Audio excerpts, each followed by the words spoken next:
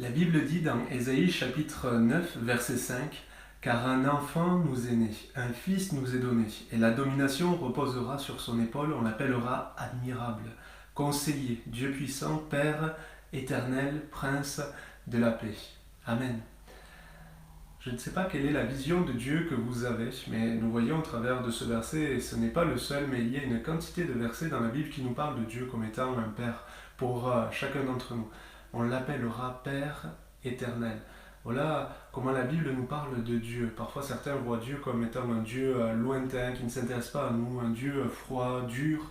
Mais ce n'est pas comme cela que Dieu se révèle à nous. Quand on lit, quand on regarde dans la Bible, on voit un Père rempli d'amour, un Père patient, un Père miséricordieux. Et vraiment, Dieu veut nous donner de le rencontrer, et de nous approcher de lui, de réaliser qu'il est ce Père. Et il veut nous donner de pouvoir avoir cette relation de confiance avec lui, cette véritable communion avec lui, une communion étroite, une communion profonde, comme des enfants envers leur Père. Il veut nous donner vraiment de pouvoir échanger et de pouvoir connaître cette intimité avec lui.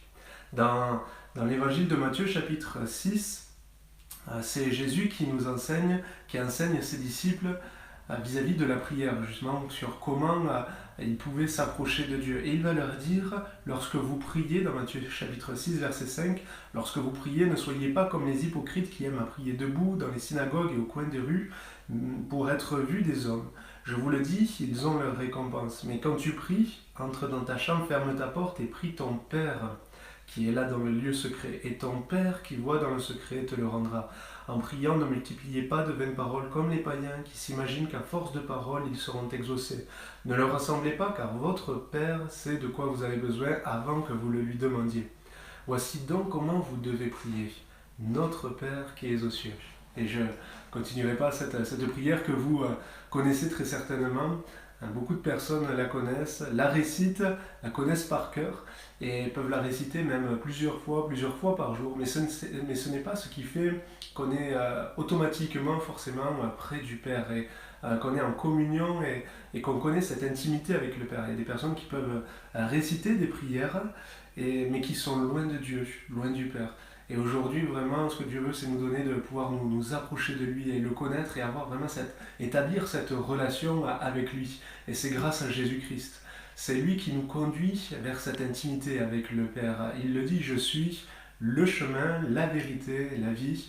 Nul ne vient au Père que par moi. » C'est par Jésus-Christ qu'il nous faut passer pour aller au Père, pour être en communion, en relation avec Dieu, notre Père. Et je vous encourage vraiment à vous tourner vers lui. Au travers de ces vidéos, on va avoir une série de partages sur ce thème, Dieu notre Père, pour découvrir justement dans la Bible comment Dieu se révèle à nous, comment le voir, comment nous pouvons le voir et vraiment avoir cette relation avec lui, comme avec un Père.